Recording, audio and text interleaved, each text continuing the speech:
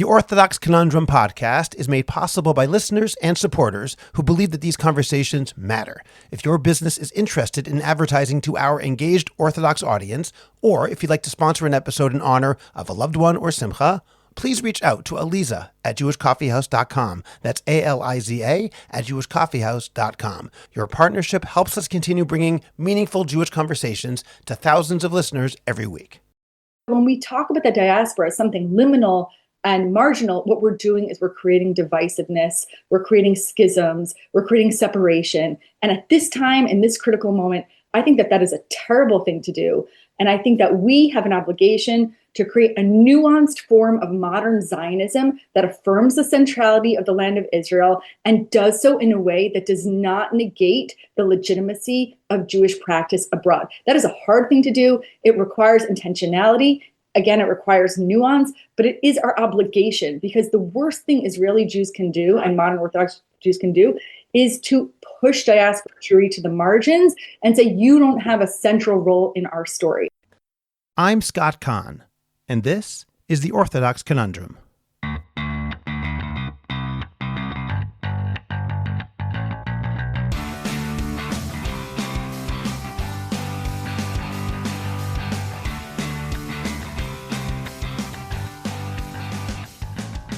This is the Orthodox Conundrum on jewishcoffeehouse.com. I'm Scott Kahn. For generations, religious Jews prayed for return to the land of Israel.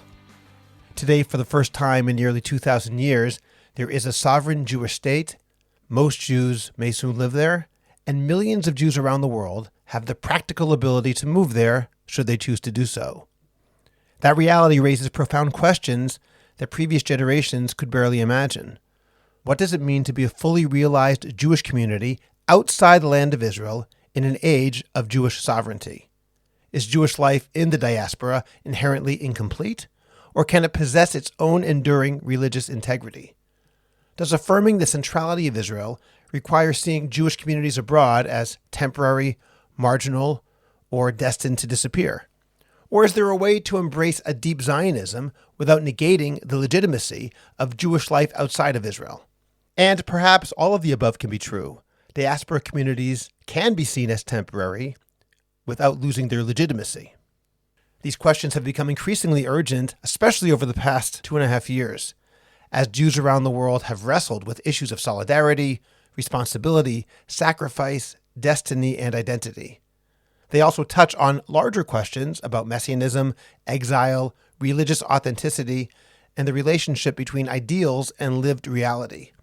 To explore these issues, I'm joined by two thoughtful and deeply committed religious Zionist thinkers who approach these questions from different perspectives.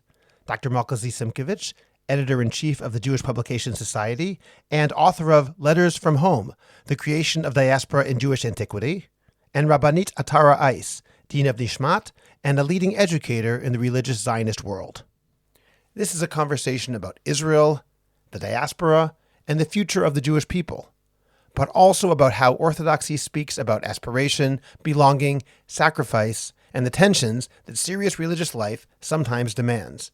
And we'll get to that conversation in just a moment. First, check out Orthodox Conundrum commentary on Substack. For paid subscribers, I offer this episode with a bonus question, ad-free, and released early. The question that I asked Malka and Atara was, what do you think people outside Israel fundamentally misunderstand about life in Israel? And what do people in Israel misunderstand about Jews outside of it? Their answers were thoughtful and stimulating, so make sure to find their responses on Orthodox Conundrum commentary. You can find the link in the description of this podcast. Remember to subscribe to the Orthodox Conundrum podcast wherever you get your podcasts. Please rate it and write a review. Continue the conversation on Facebook by joining the Orthodox Conundrum discussion group. Finally, the best way to promote your organization, your business, or yourself is to create a high-quality podcast, and JCH Podcast Productions can help you make that happen. Whether you want to learn how to start your own podcast or want to improve the podcast you already produce, we will make it happen. Write to us at Aliza at jewishcoffeehouse.com. That's ALIZA at jewishcoffeehouse.com. And let's get started with your high-quality, memorable, and effective podcast. Dr. Malka Simkovich is the editor-in-chief of the Jewish Publication Society, visiting professor at Yeshiva University's Revel Graduate School for Jewish Studies, and a council member of Israeli President Isaac Herzog's Voice of the People delegation.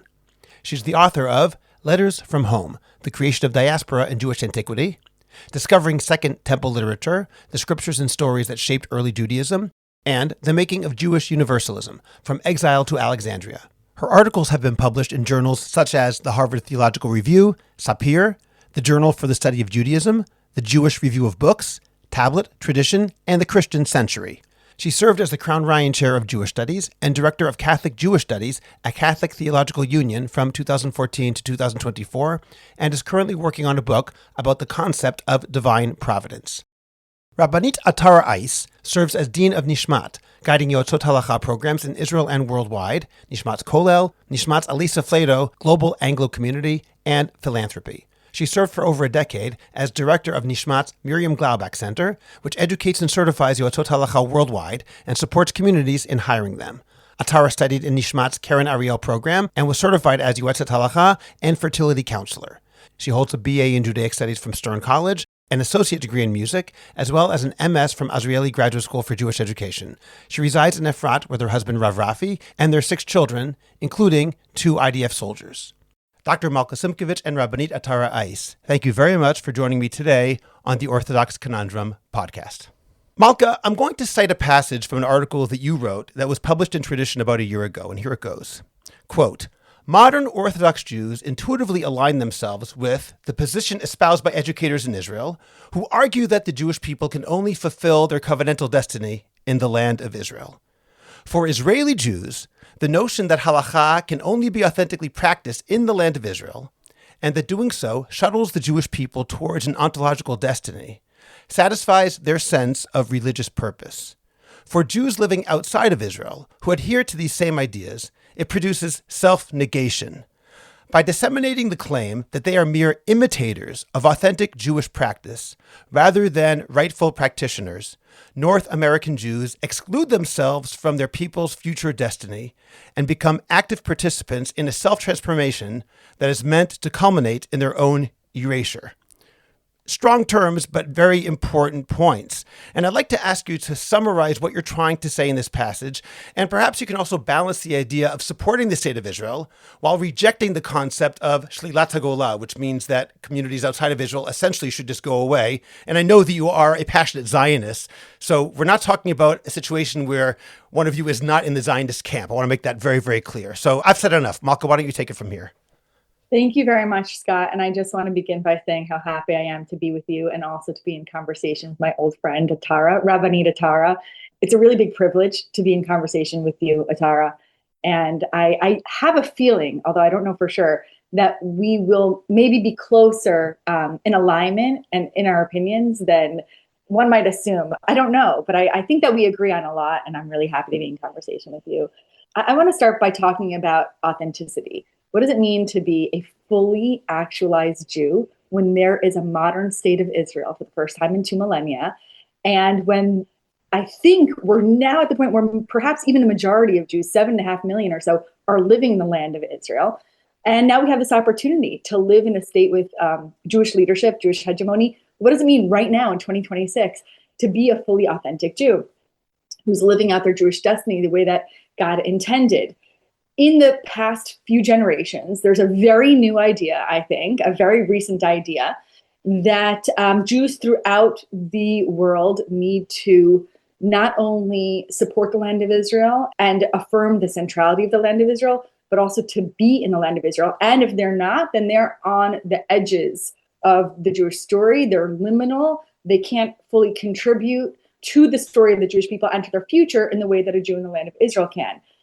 And if you take this to the extreme, which many Jews do, I think especially in Israel, what you're asking for is for Jews in the so-called diaspora, people who have read my book know how much I don't like that word, but people in the so-called diaspora to pray for an end to their own communities. And now I'm a realist, and I think that the reality is that there are going to be Jews outside the land of Israel for the next 10 years, 50 years, 100 years.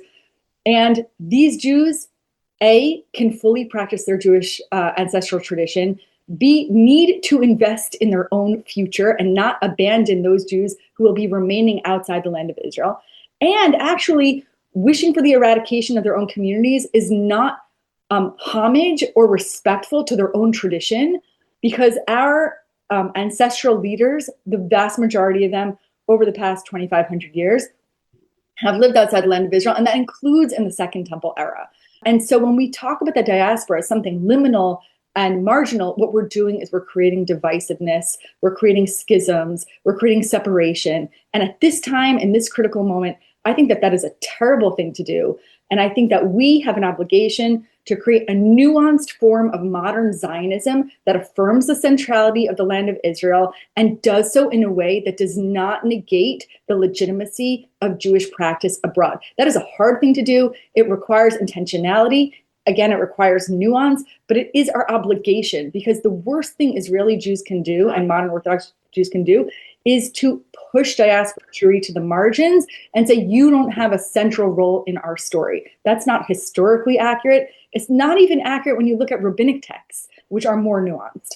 So I'll stop there because I know there's a lot to talk about, but I think we have an obligation to think about a new way of being Zionist that doesn't push diaspora Jews to the edges of our story. That is a very important point, and there's a lot there that we have to discuss. And my favorite word, nuance, was mentioned several times, so I'm very grateful for that. Before I hear Atara's response and her position as well, I'd like to first ask you about something that happened on a Facebook post, which actually was the genesis of this particular conversation. We're not going to talk about that post per se. I just know that a lot of people seem to misunderstand your position. So before going into what Atara is going to say, I'd like to first ask you to preempt some of the misunderstandings that people might have based on what you've seen them say, and say, what do people get wrong about your position?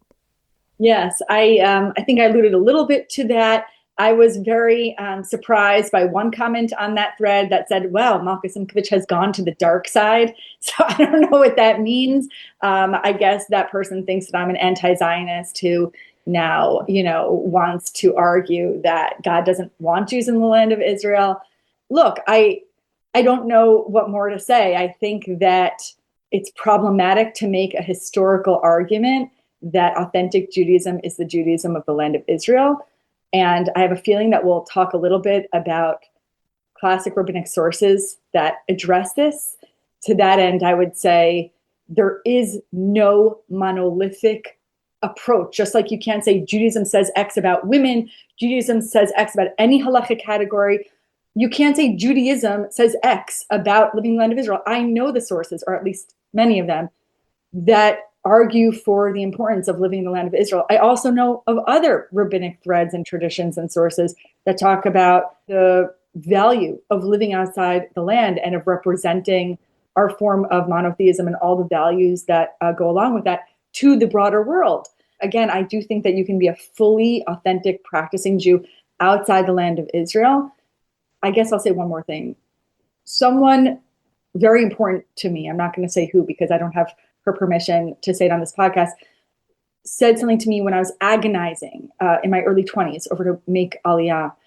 And it was just before I got married. And my husband, Aaron, anyone who knows him knows that he will get on a plane today and happily never leave. And I was the one it was very fraught for me. And it was very complex. And I was really losing sleep over this.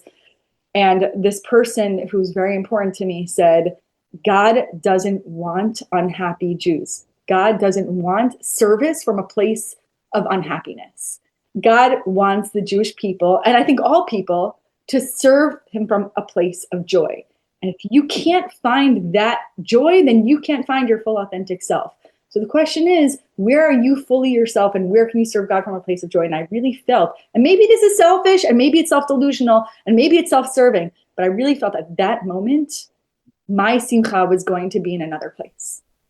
Okay, thank you, Malka. And I'll just say, welcome to the dark side. It's nice to have you here with us. Atara, I'd like to hear your approach to the same issue.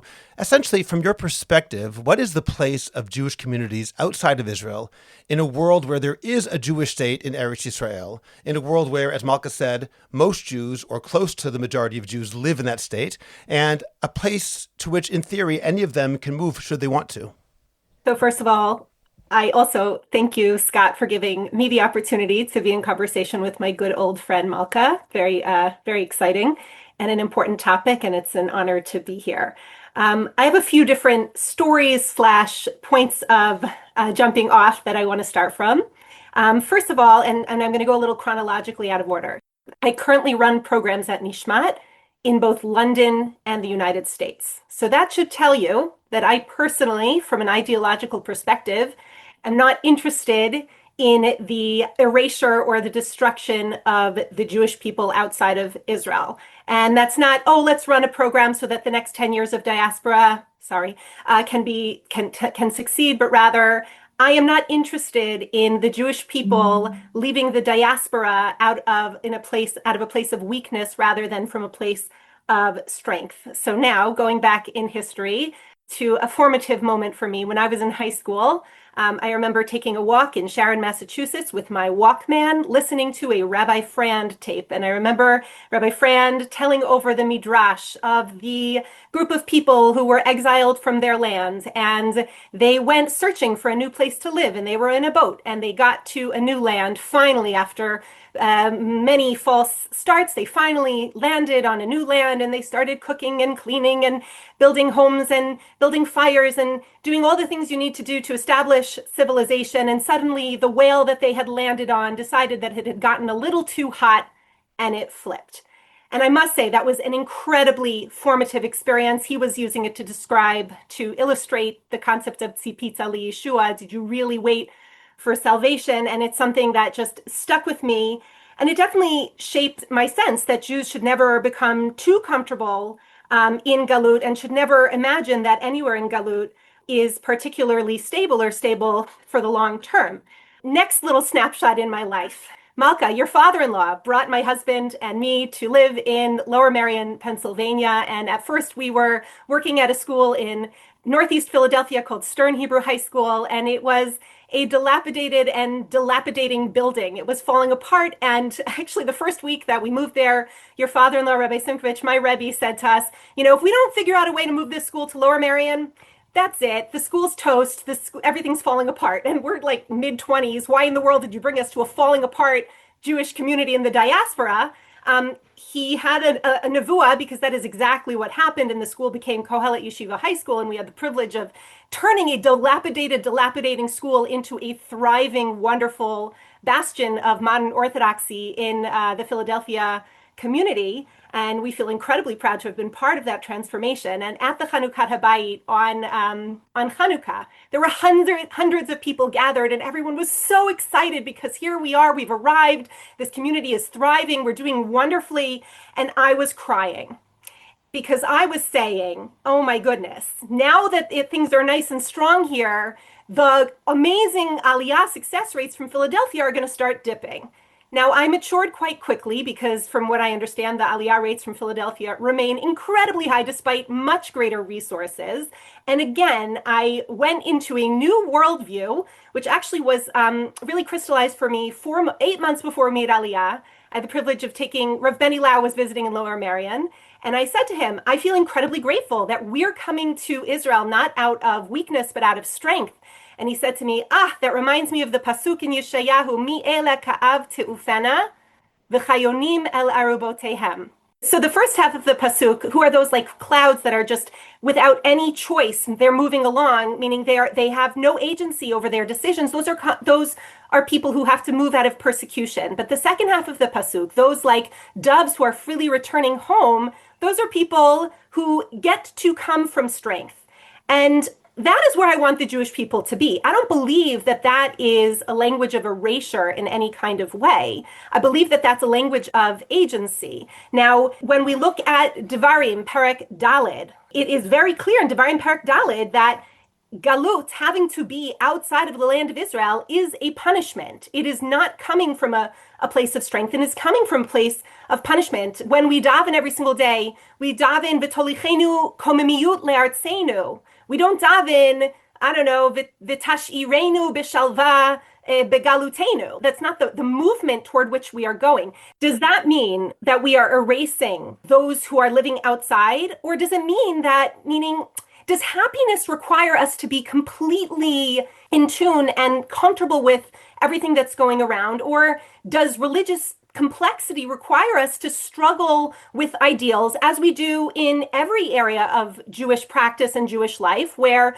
we have the ideals, we have that which we're striving for, and sometimes we're in compliance and sometimes we're less in compliance. But I don't think that we should be saying that the requirement or the goal of Aliyah should be something that should be religiously neutral. And I don't think that it should be, right? And I don't think that saying that staying in the Gola is not an ideal situation means that we're interested in erasing. By definition, when you're in a minority, when you are a Jewish minority, at some point it's going to end. We can get more back into this a little bit later. I think one of the ideas that I've been struggling with since October 7th is an idea said by the first chief rabbi, Rabbi Herzog. Rabbi Herzog, Rav Lichtenstein and Rav Amital quote him as saying that there are no texts in Judaism which presume that there's going to be a third Korban.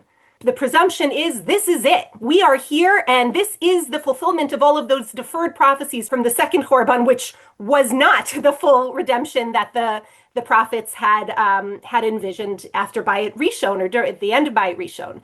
And I struggled with that because, here we are feeling much more vulnerable than we had certainly in 50 years, but even maybe arguably since the founding of the state. Although now I think we could say that we're seeing a very different Israel right now that has emerged. But nonetheless, that gave me a lot of pause because my thought is that it's very, I don't know, who am I to say that Rabbi Herzog was speaking from hubris, but it seems a little bit too triumphalist to presume that for sure we are, that what's the Yishuv here is here to stay, whereas for sure the Galut is going to be erased. I think one of the main takeaways for me over the last few years is simply to have a level of humility in all of our approaches here. Okay, Atara, again, there's so much there that you said that's very important. Just in terms of that one point you just said about Rabbi Herzog, I'd like to actually comment on it and agree with you that I think Bebechilat Kvodo and those who quote him, it's a very important point, but we could also argue that, there are no texts that talk about a third Chorban, but there's also no third Beit HaMikdash. It doesn't say there'll be no ending of a particular Yishuv, Chas v'Shalom.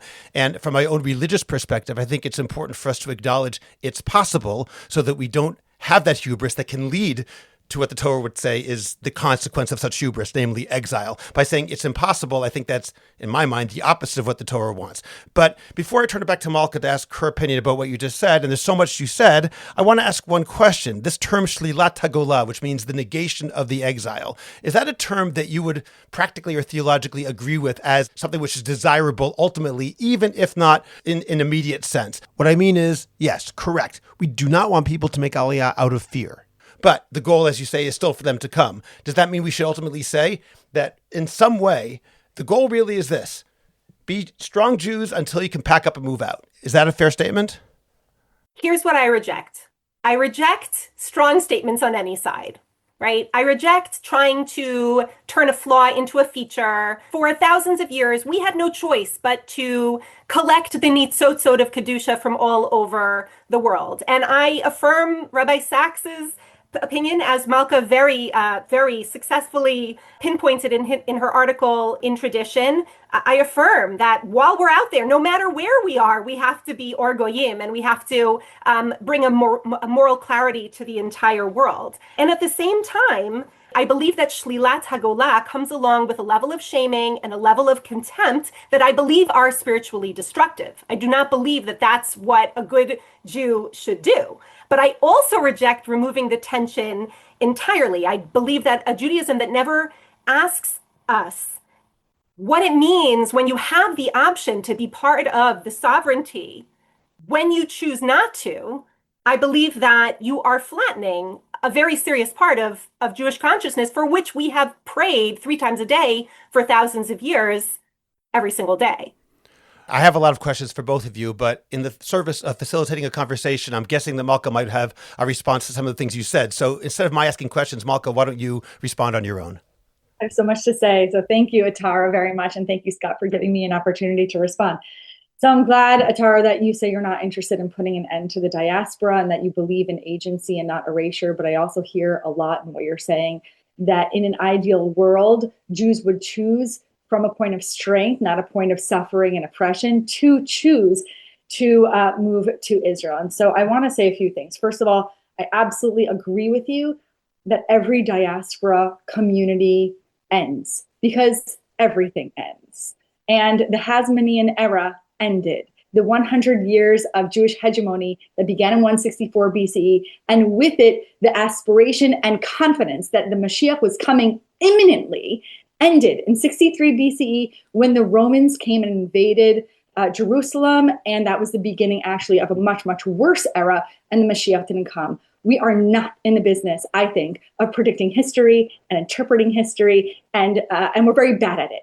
And so when we say we're in the Messianic age, and Jesus has been saying this in every generation for the past 2,500 years, we keep getting it wrong. The rabbis understood this in a very profound way. They did not say we should rebel on the basis of the confidence that we can herald the Messianic age if only we kill more Romans. And the levels of confidence, again, that were happening in the end of the 2nd century BC through the early 1st century BC, because Jews were living in an era where there was Jewish hegemony, ended up being catastrophic and really marked the beginning of Roman occupation and the fall of the temple. So I have maybe less interest in saying with confidence, I understand what the political establishment of the secular state of Israel in 1948 is all about. What I do say, and what I say comfortably, is that in Jewish tradition and in my personal life, the land of Israel is a sacred land where the most important moments of our past, besides the Exodus and Sinai, took place, and where our future lies. But our does a lot of heavy lifting, and I'm not going to say our includes every Jew. So I want to say a few more things about what I agree with you. I agree that every diaspora community ends, and I'm very uncomfortable with the Jews, especially in North America, who have rose-colored glasses when it comes to the United States, or rose-colored lenses, and talk about the exceptionalism of the Israel-America relationship, and talk about the founding fathers, and did you know that they read Hebrew and read the Mishnah, and they're just like the great founders of Israel.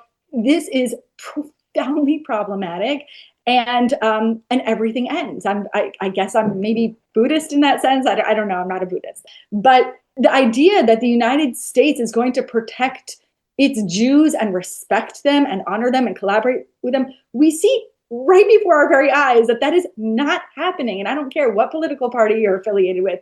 The reality is that anti-Semitism is exploding in America. And I have no qualms about saying that just like Jews in the great city of Alexandria in the 1st century said, we're living in modern times and all of our neighbors respect and honor us and appreciate the contributions that we're making to our society. Nothing bad will happen to us. And then you know what? They were kicked out.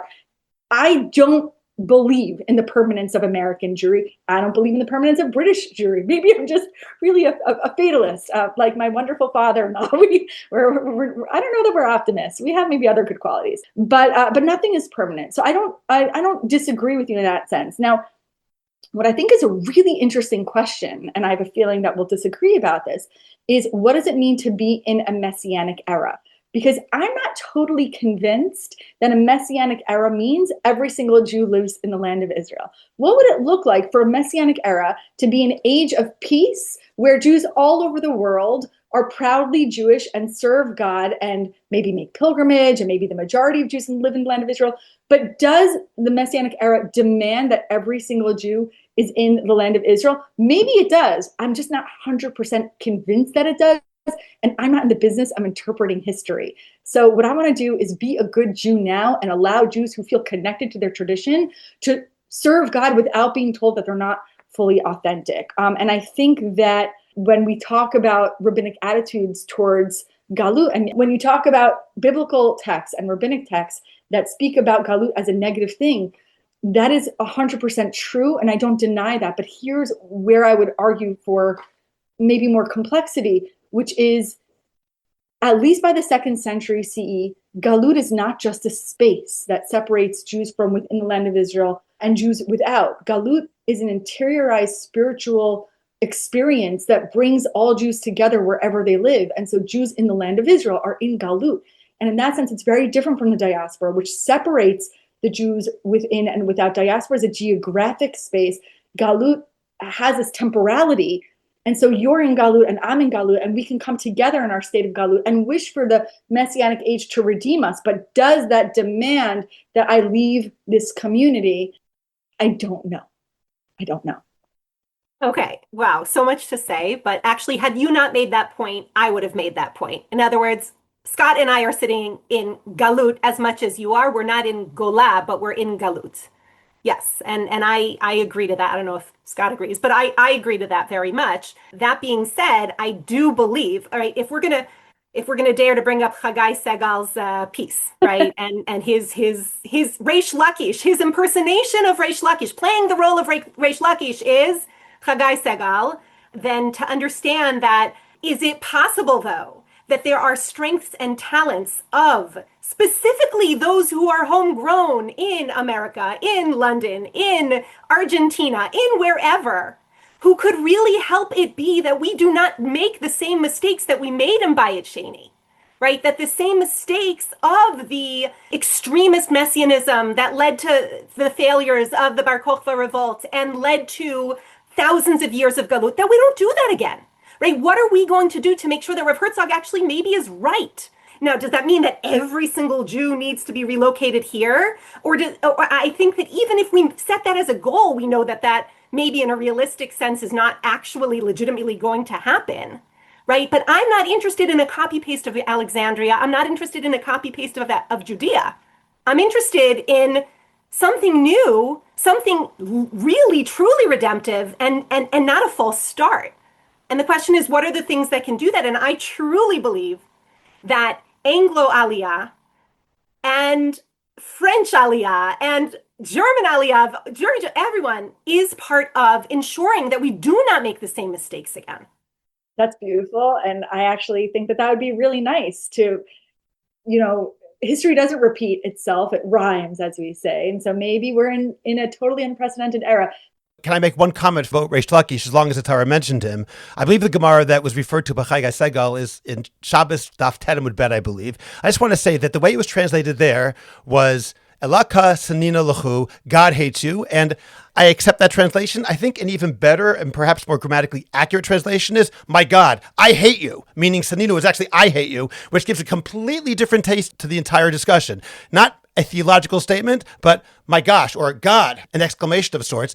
I hate you for not helping the community in Israel out. Just as a theological point, I think it's important to say that it is a disputed translation, let's just say. Can I just say, if we're bringing up Reish Lakish, why are we not talking about Rebbe Zera? He's my favorite. He is like such an ardent, crazy Zionist. He goes against his Rebbe's wishes, Rebbe Yehuda, and he makes Aliyah. He has a Pasuk war with him and disagrees with him and decides, I'm making Aliyah against my Rebbe's wishes. He comes to Israel and is treated like a greener, like a terrible, everyone, all of the Israelis do not accept him. I mean, he's my favorite character if we're going to be talking about, right, what are the models that were so beautifully set for us in the Talmud, and he has similar experiences, right? And Rabbi Bar Chana, who's I hate, it's like, again, who's playing the role of whom in modern history? It's unbelievable to see the repeats. And I'm not interested in a repeat. I'm interested in new models. That was a perfect segue to what I was going to say. So I think that Siegel's op-ed and whatever Talmudic precedent you could think of that precedes it that he may or may not have had in mind, also reminds me of what A.B. Yoshua said at the AJC Gala in 2005 when he was on the dais with Cynthia Ozick, and they had a panel, what was supposed to be a very collegial and respectful panel of public intellectuals, turned into kind of a disaster when A.B. Yoshua started laying into Ozick as a representative of all diaspora Jewry. And he said, something like, I have to say to you, Cynthia, your connection to Israel is nice, but what I really want to see is I want to see you there. And then he compared diaspora Jewry to a spice box that you open up at Havdalah once a week and then you snap it shut for the rest of the week. But you open it just a little bit and then it snaps shut again. And so for him, that was all of diaspora Jewry. But what's fascinating, and this is a little bit different than what we've talked about so far, but I think it's an important question, is where is it appropriate or not appropriate to say that nationalist identity is as valuable or intersects or possibly replaces halachic observance? Because A.B. Yoshua is not a halakhic observant Jew, but for him, being Jewish was about being in the land. I mean, there are plenty of people. I was just teaching Bialik's poems a couple weeks ago, and Bialik has a very complicated relationship. I wouldn't call him a secular Jew, but certainly he critiques halakhic Jews who are in diaspora and not going to Palestine to fight for their land.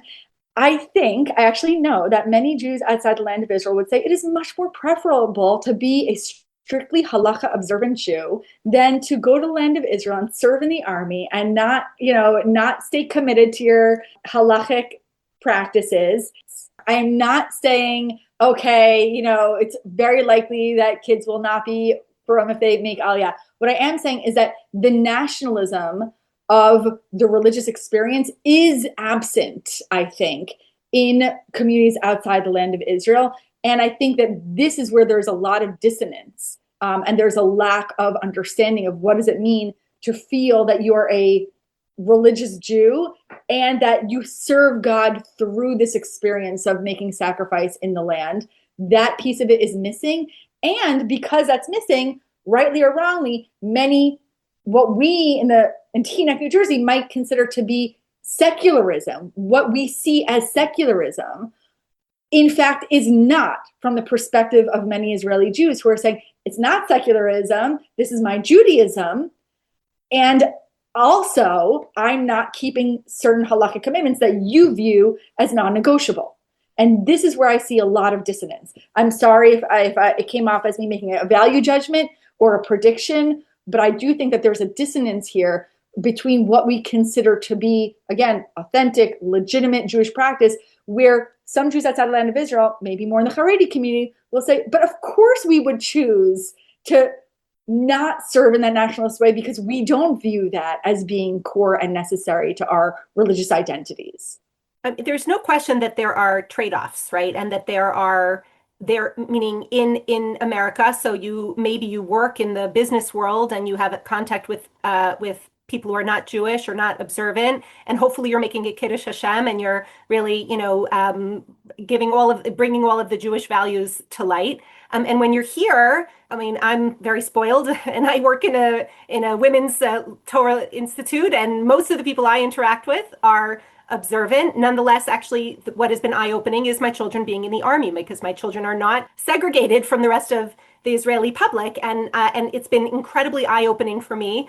Just a little anecdote, and these are the kinds of things you don't get exposure to when you live in America. For example, as our children were entering Lebanon, the moms groups, they are a scene, these moms groups, and the children are entering Lebanon, and all of the moms are sharing what are the different things they're doing to cope and to maintain stability. And one of the moms writes, I'm completely secular, but every single morning I daven Shachrit, and then I say the following kapitlach of Tehillim. And I'm like, oh, okay. So maybe afterwards you go and eat your cheeseburger, but meaning there's an exposure to a wider range of Jews in Israel than maybe people and maybe I'm being judgy here, right? But maybe people in America are not getting that level of exposure. And on the one hand, yes, my child is with people who wear kippot, don't wear kippot, Zochrei Shabbat Shalosh Amruhu. So there's trade-offs in all the directions. But that is what I'm saying, meaning there are different forms of observance in the land of Israel that are explored through a connection to the land and nationalism and service and sacrifice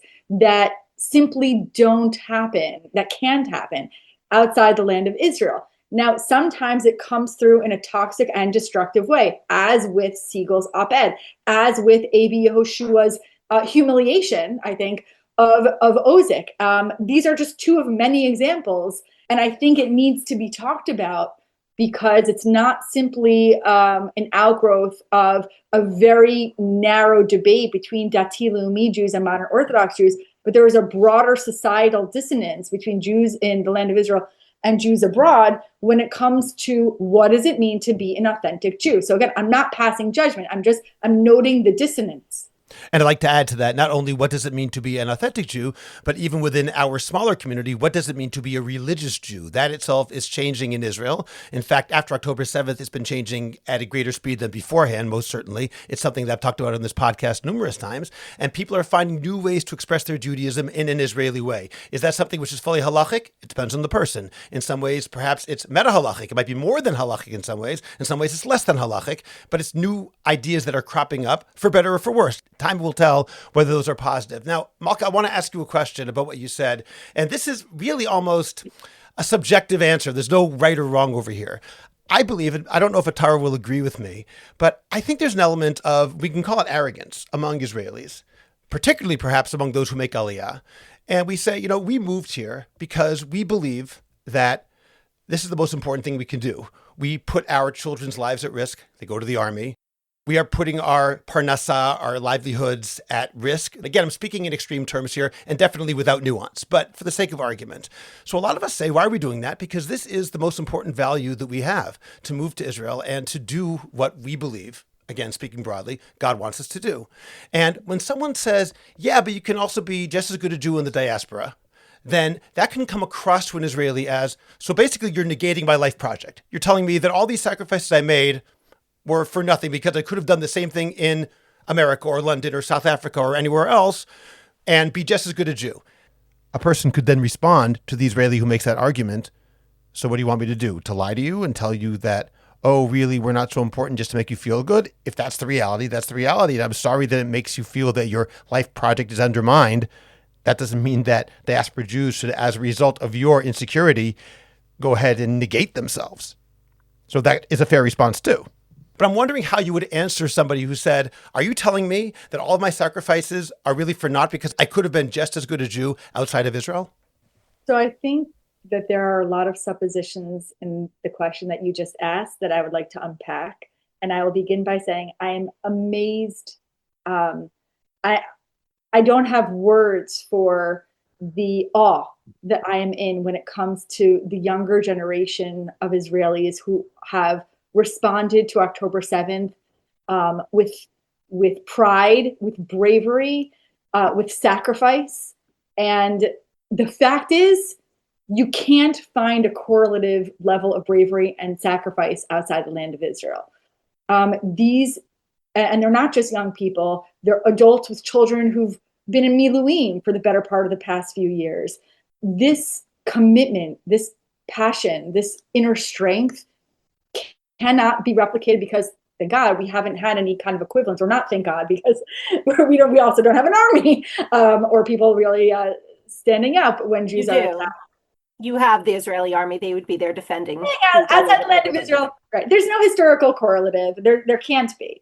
So I want to say, first of all, that this level of bravery is profound, and there's no ambiguity when it comes to what especially these young soldiers are doing, which is they are protecting the safety of the only Jewish state. And in so doing, they are protecting the safety of the Jewish people. And I firmly believe that a safe Israel, I mean, we could talk about whether this is true. I'm not a political pundit, but I think that when Israel is safe and safeguarded, it is good for all Jews everywhere. So that said, I'm going to push back on some of the suppositions in your question, because I can say all of that without making a theological argument about the function of their service as heralding the Messianic age. I can say that there is a value and so much to praise in what these soldiers are doing without saying they are heralding the Mashiach or they are acting in such a way that if I'm not actively supporting it by being there, I don't have a right to weigh in. So can we talk about the centrality of the land of Israel and Jewish tradition without pressuring people into a prediction of the future? I think that we have to do that. I think we have to be a little bit more humble in interpreting the current moment, and at the same time affirm the importance of the land of Israel and the importance of what these sacrifices have meant to all Jews. And before handing it over to Atara, I want to agree with you and say that I think one of the big problems in Israeli society, in the Dati Leumi religious Zionist world, is the fact that there's essentially been a negation of the old style Rav Reines, Rav Soloveitchik, what Rav Lam calls messianic agnosticism, which he explains as saying, it's not that this isn't a messianic state, it's that we have no idea, and anyone who says otherwise is exhibiting a type of theological arrogance. That's a paraphrase, not a quote, but he does use the term messianic agnosticism. And I think that it's important that that idea, that possibility, be reinserted into religious Zionist discourse. I sometimes fear that the presumption of messianism has infected us. I don't mean in a negative way, but only negative in that the other aspects of religious Zionism, the other possibilities of religious Zionism, are sometimes ignored altogether. And I think we'd have a richer religious Zionist world if we acknowledge that there are other possibilities, which can be Tzioni Dati, and also say, I have no idea if this is the beginning of the coming of Mashiach, a la Rav Reines, Rav Soloveitchik, and Rav Lam. I think it's really interesting to look at the Hespedim for fallen soldiers when you listen to how the parents spoke or have spoken about their children who have fallen. It's really, not to kind of turn it into an academic study. Oh, this is so interesting. These are real lives and these are profound losses. But many parents framed the loss of these children, these young people, almost in a way where I don't want to say it's productive, but it's part of a larger story moving the Jewish people towards something bigger than themselves. But not all parents did that. There were other Hespedim that talked about the importance of defending the state, but without kind of that broader, maybe more messianic or theological framing. So I was very interested in seeing how this was. And again, I sound like a cold scientist, and I don't want to be, but it does reflect how there was a variety of approaches towards these tragic losses. Can I just say that if anyone is accusing you of going to the dark side, I don't see what you just did as cold. The fact that you've spent a significant amount of your time over the last few years listening to the Hespedim of parents speaks to your love of the Jewish people and the love of Am Yisrael. So I don't think I'm an agnostic messianist. I think I'm a messianist. I still remember the day where I was like, oh my gosh, I'm a messianist. It was actually like it was maybe a decade ago where I think I was reading Hellman and Friedman's book on the Rebbe, and I was like, oh, I'm so much more messianist than I thought I was. But I think also I'm not an extremist, right? Rabbanit Henkin has a very apt metaphor where she says, where we are in Geula is not like a pregnancy test where you can just like take the stick and check it and see, do you have 2 lines? Do you have 1 line? It's so much more complicated than that. That being said, I recoil. There was one time in Shul where someone came and they said, Shetehei Reshit Tzmichat Geulatenu, and my whole body recoiled in reaction to that Shetehei. So like, there's no question I'm a messianist. That being said, exactly where we are is unclear. And I do think, right, if we're going to talk about why I will not negate the Gola until it is obvious, so obvious that we have like Mashiach Tzidkenu riding in on a horse with a shofar. Am I mixing metaphors? And Eliyahu Navi is there, and all of the signs, and the Sanhedrin is working, and everything's functioning. That's perhaps the one of the roles that that diaspora Jewry can play, in addition to preparing all kinds of skills which we here in Israel could desperately need and use doses. I don't know, for example, customer service. The idea that like the customer is always right. It would be fantastic that could be a wonderful import from Anglo Jewry. But that being aside, I think that again, this humility that can be brought to us by people saying, well, hold on, I'm not tzitzis checking, I'm not saying exactly where are your children and this and that, but like, how can we together have some cross-fertilization of the wonderful ascension of religious practice that seems to be going on in the tri-state area in particular, and how do we borrow from that? How do we learn from that? But at the same time, how can those living in Chutz La'aretz say, how is this going to be part of our conversation? What place is moving to Israel, and how am I going to make sure that it's not just, as the Kuzari says, it's not just a parrot saying the. Okay, Atara, then now that you're an admitted messianist, let me ask you a question based on what you just said. When you think about the reasons people should make Aliyah, I don't know if you tell them, but at least in theory, your theory of why people should make Aliyah, are you saying it's because it's halachically required? Are you saying it because it is a messianic ideal? Are you saying that it's mandatory? From your perspective, what is Aliyah? And I'll say this in the context that sometimes I think within halachic Judaism, there could be a problem that we can be, so to speak, b'taher sheret. In other words, I can use halachic ramifications, halachic arguments to prove anything if I really try hard enough. That was the condition for getting on the Sanhedrin, being able to show something that wasn't true was true and vice versa. So sometimes people can prove that I don't have to move to Israel based on Talmudic logic. Okay, I'm not chas v'shalom indicting the Talmud. I mean, there's a certain type of way of thinking which can do it. And then some of us would say, just read your Bible, man. Read the Torah, read the Tanakh. Obviously, moving to Israel is an ideal if you look at it. So, given that, how would you frame the idea of moving to Israel right now? What category does it fall under?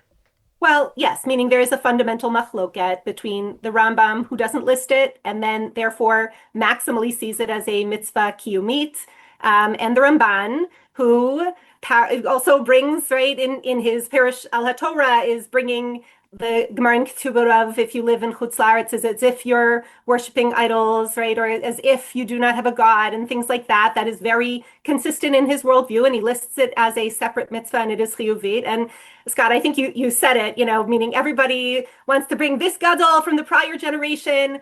I mean, I'll say this with a grain of salt, meaning even, let's say, Rav Soloveitchik, right? So reading the Rav speaks, and it's fascinating, right? You read how on one page he's saying v'chamushim alu me'eretz Mitzrayim, meaning maybe not everyone's going to get out of galus, which basically, Malka, you were saying, but he wasn't saying that in a positive way, right? Not everyone's going to make it out. And then a few pages later, he's talking about the Brit Avot versus the Brit Sinai, and he's finding a way to understand those who would say, no, you have to be here, as saying, okay, you have to be here if you want to be part of Brit Avot, but if you're not here, then you're still, of course, part of Brit Sinai. In other words, I think that's, on the one hand, I get it, and on the other hand, we might say, but if the Rav was here, right, let's play that game. If Rav Soloveitchik was here and he was looking at the unbelievable, that even 10 years ago, the level of the ability to get a job, that you could support your family in a mechubad kind of way from Israel. Okay, we have no clue where jobs are going to go with AI. The robots are coming for us. But, as things have been, it is very possible to live a comfortable life. You can do a soft landing. You can move into a wonderfully easy community. We live in Efrat. We love it. It's an amazing community of like-minded people. The concept of bringing rabbis to run communities is becoming more possible. So what am I saying? I'm saying we could go in the halachic direction, but I'm not quite sure that most people are really, convinced from the halachic direction, because you can come up with the reasons why, in our particular case, it doesn't work. And by the way, in some cases, people should be staying in America. I will say, when we lived in Philadelphia, and Rev Tabori, Zatzal, he said to me, if I was Rev Soloveitchik and you were to ask me whether you could make Aliyah, I would tell you it's usher for you to make Aliyah. You have to take care of Jews in America. And I said to him, Rev Tabori, all due respect, it's a good thing you're not the Rav, and it's a good thing I didn't ask you. And of course he laughed. But we had, particularly knowing that there really are not enough modern Orthodox educators or let's not use the word modern Orthodox, al achat kama v'kama, there are not enough dati leumi educators in the United States. We really took a pause before we made the decision. But my point is that I'm not a pushy person. My husband will disagree, but with everybody else, I'm just really not a pushy person. So overall, I don't push people to make Aliyah. I hope that people will feel supported and encouraged to make Aliyah should it be the right thing for them. I think the halachic argumentation is not necessarily where it's at. I think more likely it's coming from a hashkafic place, from seeing the miracles that are just blatant in our eyes.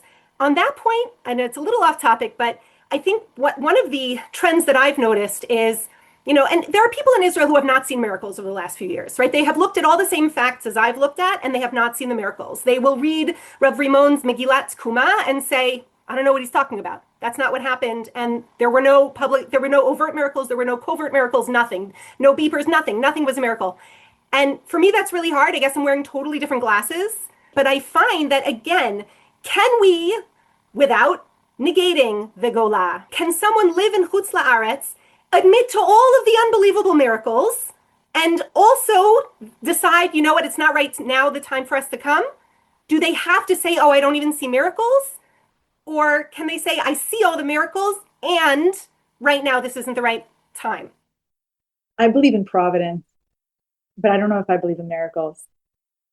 I believe in hashgacha. I don't know if I believe in open miracles. And I'm very comfortable saying that there is providence and there is hashgacha, and that God has a relationship with us, and that God responds to human activity, and that God responds to the activity of Jews all throughout the world and cares about the fate and future of them, including, or perhaps especially, the land of Israel. And I believe that the events of the past 2.5 years especially testify to the ongoing continuous hashgacha of God in the story of the Jewish people. Is that miraculous? I guess it depends how you define a miracle. Maybe if you equate hashgacha with hidden miracles, I would be comfortable with it. But again, I'm comfortable with hashgacha and providence. I wouldn't call these miracles. But let's say there was a way to prove definitively that these should be called open miracles. Does that necessitate an interpretation of the current moment so as to argue that we are in a messianic age? I'm not compelled. I think that, again, there's a lot of suppositions about, well, it's self-evident that these are open miracles, and therefore it's self-evident that we're living in a time where we're moving towards Mashiach, where we're in the beginning of the messianic age. I believe that God cares about the Jewish people, and that we can see the divine hand, not just today, but 3 generations ago, 10 generations ago, throughout Jewish history. I want to go back, Atar, to something that you said about diaspora contributions, where you said ideally Jews would come and they would bring their gifts to the land of Israel, and that would enhance and improve the Jewish state. But then the example that you gave was a little striking to me. It stung a little bit. Your example was customer service. And it was a joke, Malka. But you didn't say Torah, right? You said customer service, because American Jews are polite and they know how to say please and thank you and stand in a straight line when they're at the bank. Why is that the go-to joke? I think that there's so much Torah. Why allow, to use a Talmudic allusion, why are our arms wrapped around our bodies like a Torah scroll? Like, why not invite us to open up our arms and we could be living Torah scrolls too? There's a sense, I think, from certain, I would say, members of the Dati Leumi community specifically, that treats the teaching of Torah as one directional, coming from Torah, it's Torah, Eretz Yisrael, and then we have to bring it on a Mizrahi Shabbaton, nothing wrong with that, to the so-called diaspora. But there is this kind of paternalism that results from that. And I have to say, there's so much Torah outside the land of Israel that could be a contribution. And it doesn't mean that every Jew who is learned should make Aliyah, but I think that we have to have more mutuality. And that dialogue of Torah has to go in both directions, regardless of who lives where. We have Torah to teach, and of course we have Torah to learn. I just want to say one thing, because it just seems so poetic now that you said that, Malka, given that Atara said that her hero is Rabbi Zera, who fasted 100 times so he would forget the Torah of Babylon before he moved to the land of Israel. So there's something here going on here, perhaps on a deeper level than even we realize. First of all, so point taken, right? I wasn't fully joking. In other words, I do believe that our attitude is one that Anglo personality and attitude is something that would benefit the land of Israel and the people of Israel. And I think it's already had an impact. But beyond that, in Hachinami, point taken, you are correct on that matter. Yes, even if Rabbi Zera is my hero, I think you are correct. There's a lot of cross-fertilization. I mean, there was that famous article from Michael Eisenberg where he talked about how, he had a phrase like, first you lose your ideas, then you lose your money, meaning he was trying to say, diaspora Jewry, he was Sholel Hagolah in that particular article, but he pointed to the fact that specifically, especially in women's Talmud Torah, the women who brought the highest level of Torah study to women worldwide are Anglo transplants, right? It was Rabbanit Henkin, it was Malki Bina. They were the ones who brought it over, and so we have to give Hakarat Tov. Now, whereas others might say, yes, and that happened 40 years ago and that was it, I disagree. I believe new things are happening, and I believe that, yes, we should create more opportunities for cross-fertilization between the Torah that is being created all over the world. I agree with you on that. Thank you. And I know that you do, and I appreciate that. And of course, it's not just limited to Rabbanit Bina and Rabbanit Henkin, but there are hundreds of women and men who have brought incredible Torah to the land of Israel. 100%, right? And then, I mean, we could take the conversation in the direction of like, what is Torah Eretz Yisrael? I mean, to your point, Rav Berkovitz saw a very different Torah emerging, which, I mean, you didn't say it overtly, but I presume, meaning it's worthy to say that like the approach, the messianic approach toward Torah observance that he would advocate for is far from what most card-carrying Dati Leumi Tzioni people would be comfortable with, right? That's what I said. Yeah, at the end of my tradition article about Rabbi Sachs, I said most Jews, whether they're modern Orthodox in North America or Dati Leumi in the land of Israel, perhaps don't realize how aligned they are with Rabbi Berkowitz as opposed to Rav Soloveitchik, and also maybe are not so aware of the creativity within halacha that allows exactly in his retelling. So Atara, I want to ask you a question. I know that we're probably nearing the end of our time together, and I hope that it's okay to ask you a very pointed question. And that question is, what does the age of Mashiach look like to you? Here's where I can say, well, it's not so clear. It's a bit amorphous. I might be a messianist, but I'm an agnostic as to what Mashiach actually looks like. That wouldn't be a fully fair statement, meaning clearly, I mean, not clearly, but I tend to be more in the Rambam camp, right? Meaning that ein bein Yemot HaMashiach L'olam haba ela shibud malchiot bilvad. And I do not believe right, with all of the unbelievable, and why I see it as miraculous, the events of the last few years, and with all of the unbelievable accomplishments of the IDF over the last few years, fully fueled by HaKadosh Baruch Hu, absolutely fueled by HaKadosh Baruch Hu, I feel we have inched forward in major ways in terms of heading toward actual legit Yemot HaMashiach.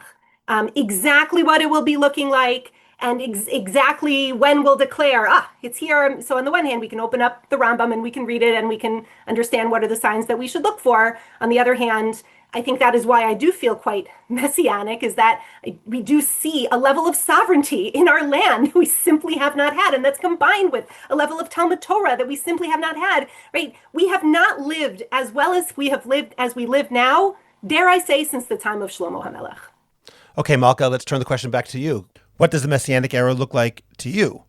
Oh, I wasn't expecting to have to answer this question. I mean, I think that Atara and I might be aligned here. I think that it doesn't necessitate an upending of the world order. I think that we can be in Yemot HaMashiach in a moment of world peace, of sovereignty in the land of Israel.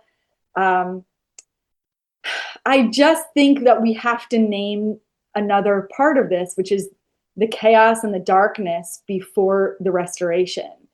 And when we assign meaning to chaos and darkness, we're taking a very big risk. And I know, Atara, that you're saying, well, maybe we're in an unprecedented moment and maybe we shouldn't compare to the Hasmonean era or another era where Jews felt that they were on the cusp of something and it turned out not to be the case. Maybe this is totally without parallel. And yes, maybe it is.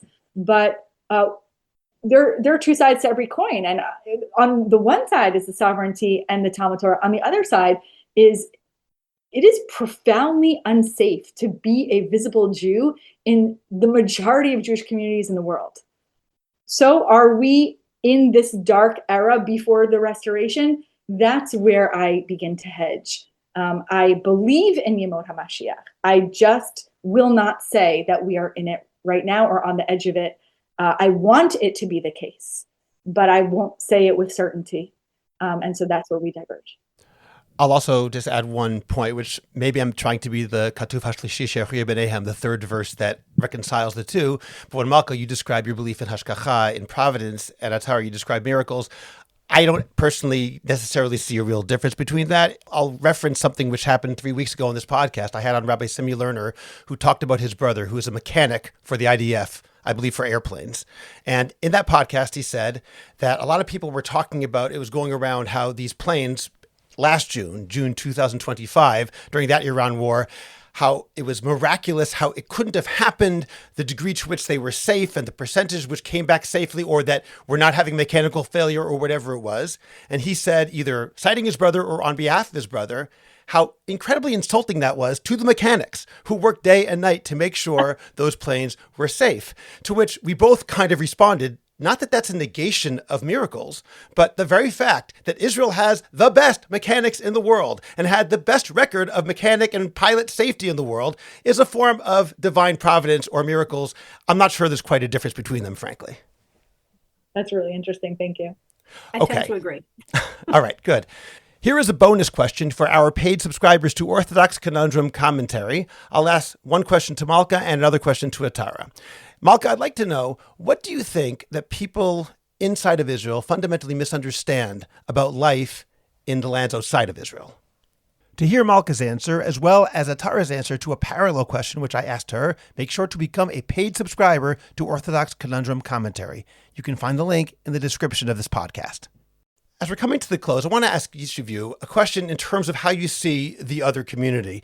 Atara, let me ask you, from your perspective, you mentioned before that not all Jews should make Aliyah. Can you expound upon that a little bit more? What are examples? Who should not make Aliyah? So obviously there are the halachic, categories of those who are given a pass. But as I said before, I do believe it's easier than ever to have a parnassa here in Israel and have a parnassa that's comfortable and to be happy. And we have the highest happy, right? We're the number 3 on the happiness index of the entire world. So if you're looking for happiness, we're the place. But putting that aside, meaning people have real issues with their children, where sometimes their children are better grown in Chutz La'aretz. There's and parents have to be the arbiters for that decisions, and people need to be without judgment on that issue. I also, people who have to care for multiple generations of family members, people who have specific medical situations where their care is better in Chutz La'aretz. Those are legitimate reasons to not live in Israel, right? And again, I would say, if really truly somebody is going to have a profession in which they would have real impact in Chutz La'aretz and have less impact here, they have a decision to make. I know people who made that decision and said, you know what, I care more about the future of my children and the future of the Jewish people, and I want to be, where Hashem seems to be knocking and pointing and, showing all of the signs, go here, and I'm going to sacrifice a higher level career for that sake. But I can understand why someone might decide that really just is too much for them to bear, either in the short term or the long term.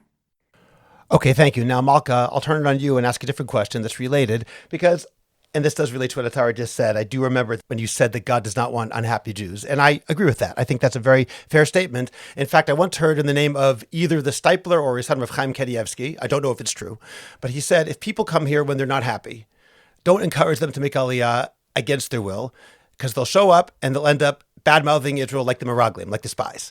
So I think there is something to that. If people are going to be unhappy, I don't think that's a reason for them to put that aside and then just make Aliyah. And to Tara's point, there obviously are degrees of happiness. It doesn't mean you have to have the highest degree of happiness in every possible configuration that exists. So given that, though, do you think, Malka, that Jews living outside of Israel, even if we say there should not be shlilat hagola, there should not be a negation of the diaspora, do you think they should feel that there's something lacking at all in their Judaism? Is that something which should be part of their Judaism, or should they not think that or feel that? And I'm asking both theologically and educationally. Wow, that's really a pointed question that I often get away with circumventing. And so in the spirit of my ability to circumvent, I'm going to address Atara's comments about happiness, because Atara said, just so you know, if you're ambivalent about Aliyah, Israel is the 3rd happiest country in the world. So I've thought about that statistic very often because, as I said, since my early 20s, I've been thinking about whether I could be happy in Israel and also thinking about whether it's useful to center my own happiness, which feels very selfish. And so I have come to this conclusion. I think that the reason why Israel is the 3rd happiest country in the world is because Jews define happiness different than other people. It's not about serotonin, right? Is that the chemical that goes up when we feel like we're in a good mood?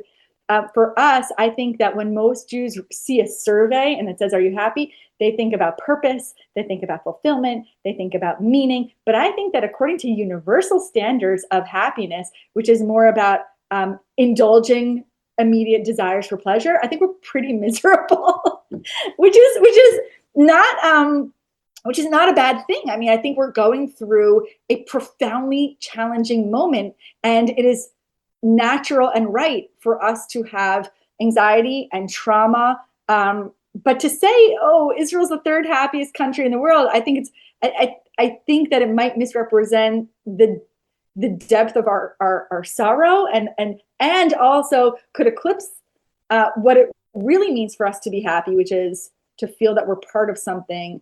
And there, I think that Israeli Jews are happier probably than the majority of Jews who live outside the land of Israel, where there is less of a sense of agency and self-control. There is more vulnerability. Look, I'm just stating facts. People think I'm Miss Diaspora, but there is less agency. And how can you get around that? That is just the reality of living outside the land of Israel under a host government. Oh no, I forgot your question, Scott. I guess I can't answer it. It's like a debate where you get 3 minutes to answer a question and you run out the clock. Ran down the clock. Should Jews outside the land of Israel feel that they are lacking? My answer is no. I think that Jews should not feel anything that creates a chasm and distance between them and God, and between them and their brothers and sisters in the land of Israel. I think that Jews should remember the very powerful and oft-told midrashic tradition that God is in the galut with the people, and that just because we are outside the land of Israel does not mean we are estranged from God. I think that Jews can feel in community with Jews in the land of Israel or wherever they live across the earth, because we are part of a continuous story with a shared past and a shared future, perhaps. I don't think that feeling an absence or a lack is a constructive feeling, and I think that it should be replaced with extreme connection to the land of Israel, with devotion, with loyalty, with pride in that historic connection to the land of Israel. It shouldn't be subdued. It shouldn't be ignored. But should Jews feel lacking? If I have to answer yes or no, my answer is no. Thank you. And there's so much more we could talk about. I realize for those people listening who are probably thinking, but you didn't ask this, you didn't ask that. This is the beginning of a conversation, not the end. So thank you both very, very much for this. I also want to acknowledge, Malka, your father-in-law, Atara, your teacher, Rabbi Simkovich, who's my teacher as well, my beloved Rebbe. So I'm so glad that he made an appearance verbally in this podcast numerous times. Not. Absolutely. So hopefully he's listening right now, because he knows how much I love him. And just is such a pleasure to have two people with a connection to my teacher. And I want to thank both of you for this fantastic conversation. Dr. Malka Simkovich and Rabbanit Atar Ice, thank you. Thank you. I'd like to offer a word of thanks to our Patreon supporters. Patreon functions as a voluntary tip jar for Jewish Coffee House and our family of podcasts. Patreon supporters at all levels, as well as paid subscribers to Orthodox Conundrum Commentary, will have access to our upcoming private Q&A sessions. Your support in either place helps sustain thoughtful Jewish conversation. Additional bonus material, including the longer episodes with bonus questions, is available to paid subscribers of Orthodox Conundrum Commentary on Substack. No matter how you choose to support this work, we are deeply grateful. Subscribe to the Orthodox Conundrum podcast wherever you get your podcasts, and please rate it and write a review. I'd appreciate it if you go to Apple Podcasts and rate and review the Orthodox Conundrum. It takes literally 2 minutes. It's just giving a certain number of stars and writing 1 or 2 sentences. Please like the Orthodox Conundrum podcast on Facebook and join our growing Facebook group, the Orthodox Conundrum Discussion Group, where you can feel free to discuss issues in Orthodoxy in an honest and friendly environment. Subscribe to my Substack, Orthodox Conundrum Commentary. Check out the link in the description of this podcast to get your free subscription today. Finally, do you have a message that needs to get out? Do you want to promote your business, your organization, or your cause? The best way is by producing a podcast, and Jewish Coffee House can make it happen.